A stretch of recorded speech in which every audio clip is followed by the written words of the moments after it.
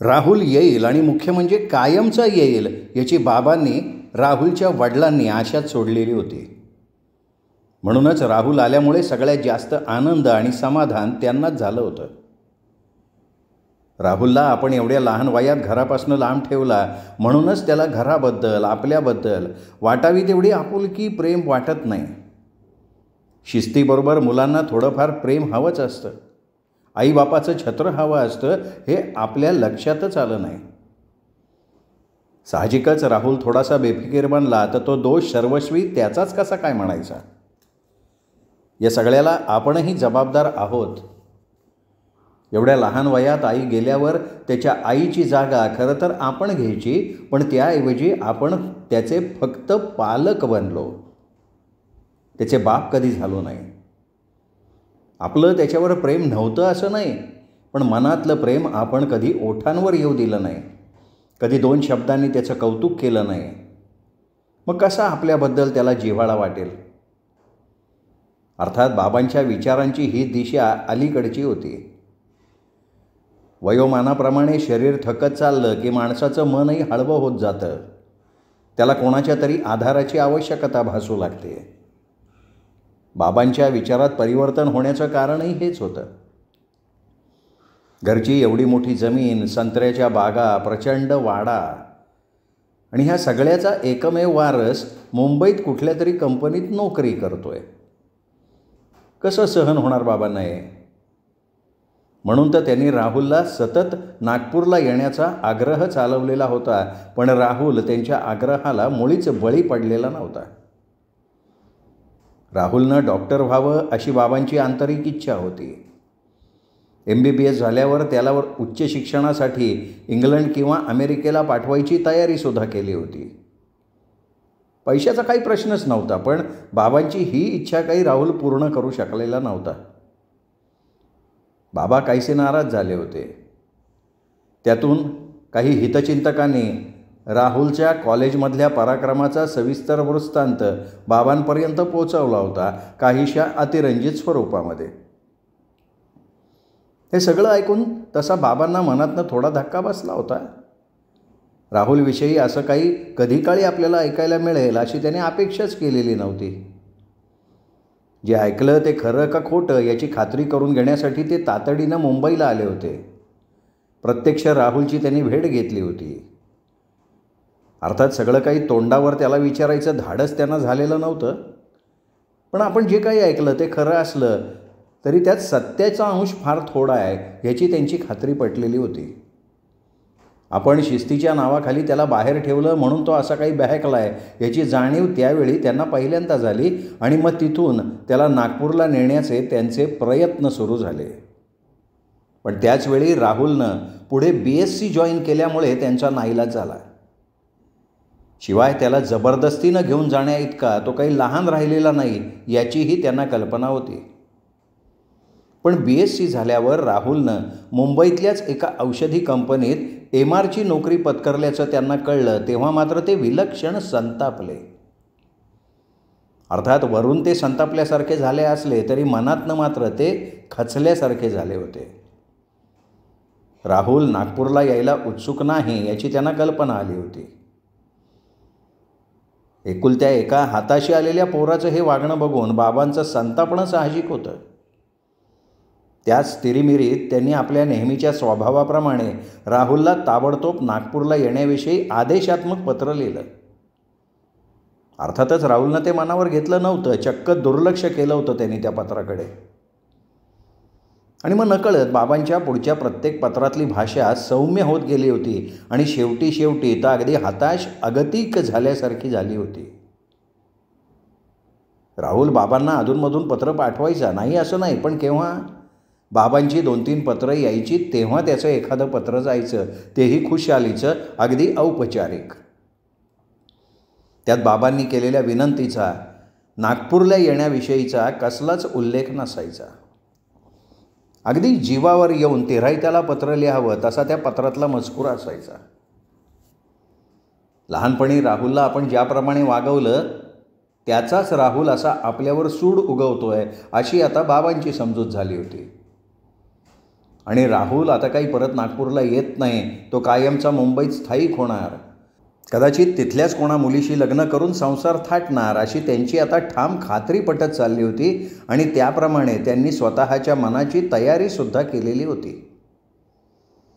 जोपर्यंत शरीर साथ देतंय तोपर्यंत शेतीचा हा सगळा व्याप सांभाळायचा. जेवढं शक्य होईल तेवढं करायचं.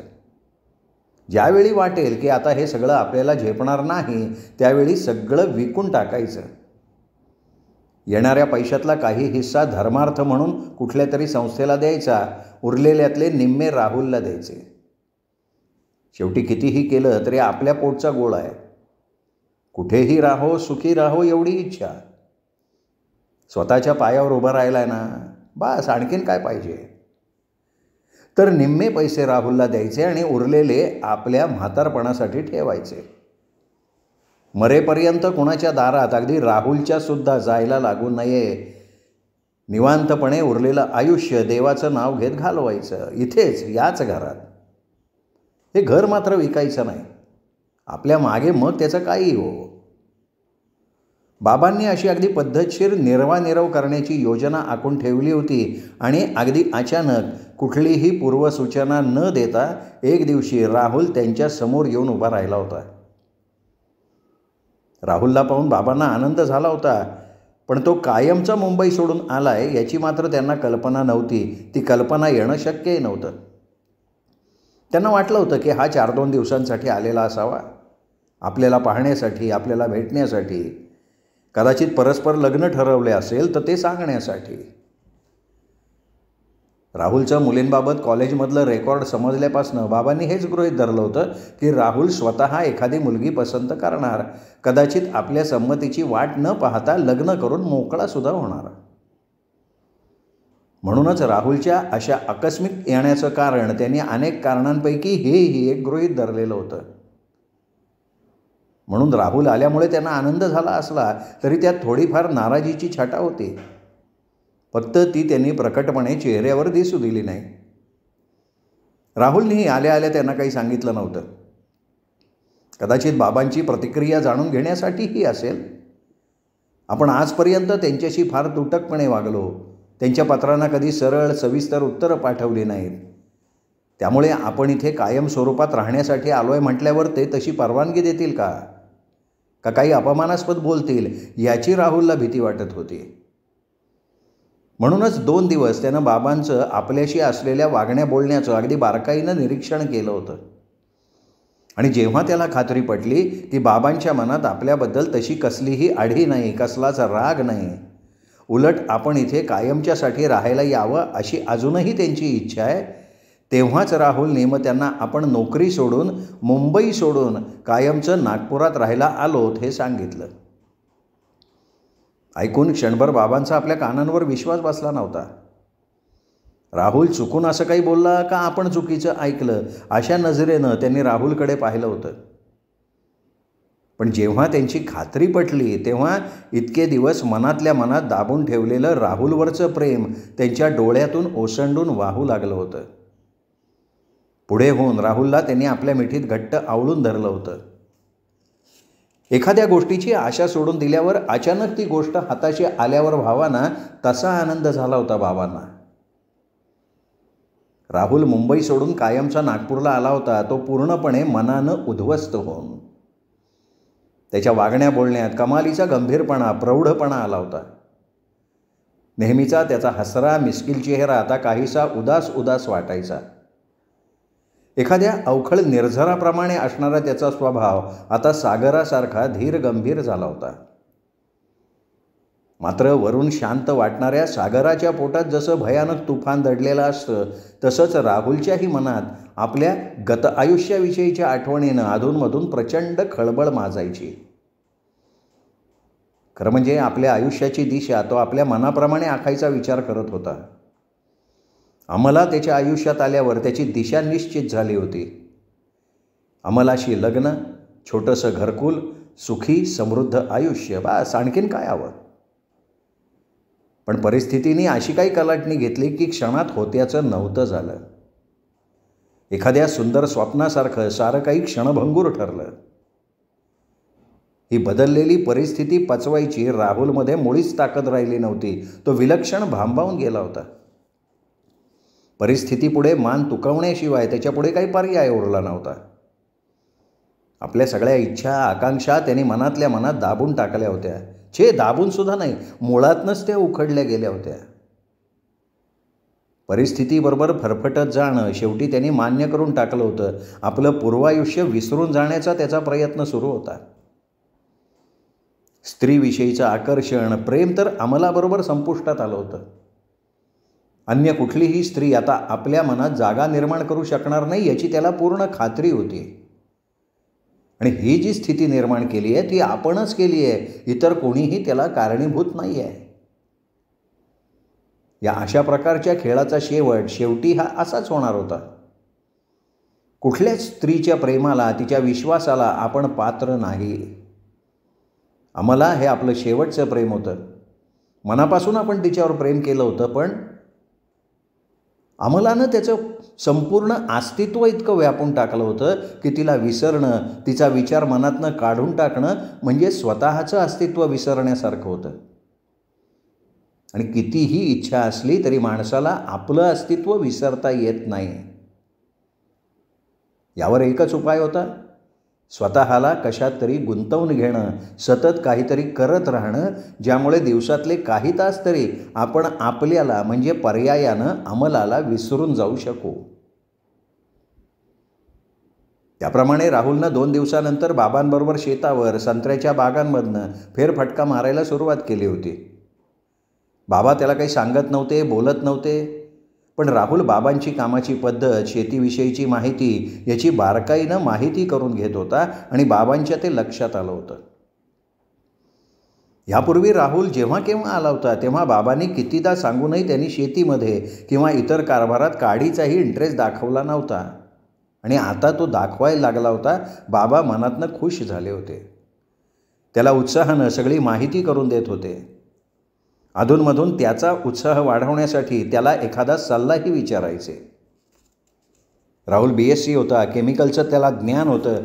शिवाय औषधी कंपनीत काम केल्यामुळे आणि ती कंपनी कीटकनाशक औषधंही बनवत असल्यामुळे ट्रेनिंगच्या काळात त्याला ह्या औषधांचा अभ्यासही करावा लागला होता. त्या अनुभवाचा, माहितीचा उपयोग त्याने आपल्या ह्या शेतीसाठी करावा असं बाबांनी त्याला एकदा बोलता बोलता सुचवलं. राहुललाही बाबांची ही कल्पना आवडली. पण राहुलच्या स्वभावाचं एक वैशिष्ट्य होतं, कुठल्याही कामाला हात लावण्यापूर्वी त्या कामाची संपूर्ण अगदी बारकाईनं माहिती करून घेणं. म्हणूनच सगळ्यात पहिल्यांदा त्यांनी काय केलं असेल तर शेतीविषयक माहिती देणारी पुस्तकं विकत आणली, त्याचा सखोल अभ्यास केला. पिकं, त्यावर होणारे रोग, ते रोग होऊ नयेत म्हणून काय काळजी घ्यायची, कोणत्या पिकासाठी कोणतं खत वापरायचं, त्याचा वापर किती प्रमाणात करायचा, जमिनीचा कस कमी होऊ नये यासाठी कुठली काळजी घ्यायची, थोड्या जमिनीत जास्तीत जास्त उत्पन्न कसं काढायचं, त्यासाठी कुठलं तंत्र वापरायचं, हे आणि असं बरंच काही. हळूहळू राहुलला त्यात गोडी वाटायला लागली. त्याचा बराचसा वेळ मग ह्या कामात जायला लागला. थिअरी आणि प्रॅक्टिकल यांचा सुरेख मेळ घालून राहुलनं पहिल्यांदा काही छोटे मोठे प्रयोग केले. त्यात त्याला अपेक्षेपेक्षा चांगलं यश मिळालं. मग राहुलचा उत्साह वाढला. त्याने नंतर मोठ्या प्रमाणावर शेतीवर आधुनिक तंत्राचा उपयोग करायला सुरुवात केली. साहजिक उत्पन्न वाढलं. मालाला चांगली मागणी यायला लागली. बाबांच्या बागेतल्या संत्र्याच्या फळाला एक विशेष महत्त्व प्राप्त झालेलं होतं. त्याचं क्रेडिट राहुलच्या कार्यपद्धतीला, तो घेत असलेल्या अविश्रांत मेहनतीला होतं. तसंच थोडंफार बाबांचंही होतंच. सुरुवातीला राहुलचे काही अंदाज चुकले होते, प्रयोग फसले होते, त्यांचं थोडंफार नुकसानही झालं होतं. पण बाबांनी राहुलच्या कुठल्याही कामात ढवळाढवळ केली नव्हती. राहुल एखादा प्रयोग करत असताना तो फसणार आहे, त्यात नुकसान होणार आहे याची बाबांना अगोदरच कल्पना यायची, पण त्यांनी कधीही त्याला टोकलं नाही. उलट तो प्रयोग फसल्यावर राहुल विलक्षण नर्वस व्हायचा, पण अशा वेळी बाबा त्याला प्रोत्साहित करायचे. चुकातून माणूस शिकत जातो असं त्याला सांगून त्याचा उत्साह वाढवायचे. मग राहुल नव्या जोमानं, नव्या उत्साहानं पुन्हा कामाला सुरुवात करायचा. राहुल असा मन लावून काम करत असलेला पाहून, रात्रंदिवस तो घेत असलेली मेहनत पाहून बाबांनी सगळी जबाबदारी त्याच्यावर टाकून दिली होती. राहुलला ह्याच स्वरूपात बघण्याचं त्यांचं स्वप्न होतं, पण मध्यंतरी राहुलचं एकंदरीत वागणं बघून आपलं हे स्वप्न केवळ स्वप्न राहणार असं त्यांना वाटायला लागलं होतं. पण आता बाबा राहुलवर फार खुश होते. मात्र कधीकधी त्याच्यात झालेल्या या अचानक परिवर्तनाचं त्यांना आश्चर्य वाटायचं आणि मग ते स्वतःच त्यामागचं कारण शोधून मनाची समजूत घालायचे. त्यांना वाटायचं की राहुल वरून दाखवत नसला तरी त्याच्या मनात आपल्याविषयी प्रेम आहे. थोडा काळ तो भरकटला गेला होता. तरुण रक्त आहे तेव्हा असं चालायचंच. पण आपल्या सततच्या पत्रानं त्याला विचार करायला भाग पाडलं. आपली चुकी त्याला समजली म्हणून तो पुन्हा परत आला. नुसता परत नाही आला तर सगळी जबाबदारी पेलायची हा निश्चय करून तो परत आला. मात्र राहुलचा सतत गंभीर असणारा चेहरा, त्याचं मोजकं बोलणं, सतत काहीतरी कामात राहणं आणि जेव्हा काहीच काम नसेल तेव्हा आपल्याच विचारात हरवून जाणं, यामागचं कारण मात्र बाबांना समजू शकत नव्हतं. आल्यापासून त्यांनी त्याला कधी खळखळून हसताना, भरभरून बोलताना पाहिलं नव्हतं. पण बाबांनी त्यामागचं कारण अजून तरी स्पष्टपणे विचारलं नव्हतं. कदाचित बाबा हे एक रांगडे शेतकरी गडी होते म्हणूनही असेल, त्यावर अधिक विचार करण्याची आवश्यकता त्यांना भासली नव्हती. त्यांच्या दृष्टीनं राहुल त्यांच्या शब्दाला मान देऊन मुंबई कायमची सोडून त्यांच्याकडे आला होता. त्यांच्या बरोबरीनंच नव्हे तर त्यांच्याहीपेक्षा अधिक जबाबदारीनं, अधिक मन लावून तो काम करत होता. बस एवढ्यावर ते खुश होते. आपला पोरगा आपल्याला परत मिळाला या आनंदात राहुलच्या मनस्थितीचा विचार करण्याचं त्यांना काही कारणच नव्हतं. त्याच्या स्वभावातलं हे परिवर्तन हा त्याच्यात पडलेल्या जबाबदारीचा, त्याच्यातल्या प्रगल्भतेचा भाग आहे असं ते धरून चालले होते. आणि राहुल मात्र मनातलं दुःख कोणालाच न सांगता ते प्रचंड ओझं मनावर लादून वावरत होता. अंमलाला विसरण्यासाठी सतत स्वतःला उद्योगात गुंतवून ठेवला होता. दिवस जात होते. राहुल आता शेतीमध्ये चांगला पारंगत झाला होता. बाबांना तर आता काही काम उरलं नव्हतं म्हणून त्यांच्या डोक्यात आता राहुलचे विचार घोळायला लागले. एक दिवस बाबा राहुलला म्हणाले, राहुल, तू चांगला शिकलेला आहेस, सवरलेला आहेस, समजूतदार आहेस. आता स्पष्ट बोलायला हरकत नाही. खरं म्हणजे मी तुझी आशा सोडली होती. तू मुंबई सोडून कायमचा माझ्याकडे येशील मला वाटतच नव्हतं. त्या दृष्टीनं मी माझ्या मनातल्या मनात सगळी निर्वानिर्वीची योजना बनवली होती. पण तू आलास, सगळी जबाबदारी स्वतःच्या खांद्यावर घेतलीस, ती उत्तम प्रकारे पेलून दाखवलीस. आता मी निश्चिंत झालो आहे. फक्त आता शेवटची एक इच्छा आहे, तेवढी पूर्ण झाली की मी डोळे मिटायला मोकळा. काही न समजून राहुलनं फक्त प्रश्नार्थक मुद्रेनं बाबांकडे बघितलं. आणि बाबांची समजूत, राहुल मुद्दामून समजून उमजून अशी ॲक्टिंग करतोय, त्याला सगळं आपल्या तोंडून ऐकायचं आहे. बाबा कौतुकानं हसले आणि म्हणाले, पक्का आहेस तू? माझ्या तोंडून ऐकायचं आहे ना? अरे मी तुझ्या लग्नाबद्दल म्हणतोय. लग्न? राहुलच्या तोंडून एखादी कडू औषधाची गोळी गिळावी तसा उद्गार बाहेर पडला. वास्तविक बाबांनी शेवटची इच्छा म्हणताच राहुलच्या हे लक्षात यायला हवं होतं. पण राहुलनं लग्न हा विषय कधीच आपल्या डोक्यातनं काढून टाकला होता. त्यामुळे बायको, मुलं, घरं, संसार असले शब्द तो पूर्णपणे विसरला होता. आणि आज अचानक बाबांनी तो विषय काढल्यामुळे राहुलच्या मनातलं काहीसं खाली बसत चाललेलं तुफान पुन्हा उसळून वर आलं होतं. अरे हो, लग्न. आज तुझी आई असती तर तिने माझ्या मागे सतत लकडा लावला असता. कदाचित आत्तापर्यंत तुझं लग्न होऊनही गेलं असतं. पण खरं तर म्हणजे मी सुद्धा हे विसरून गेलो होतो की आता आपल्याला एक झक्कपैकी सून आणायला हवी. काल आपले पाटील म्हणत होते, काय बाबासाहेब पोराचं लग्न कवा करताय? तसा बऱ्याच पोरींच्या बापांचा डोळा तुझ्यावर आहे बरं का.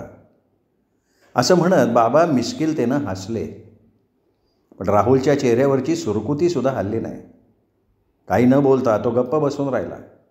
बाबाच म्हणाले, पाटलांनीच एक स्थळ सुचवलं आहे बरं का रे. सावनेरचे वराड पांडे नावाचे ग्रस्त आहेत.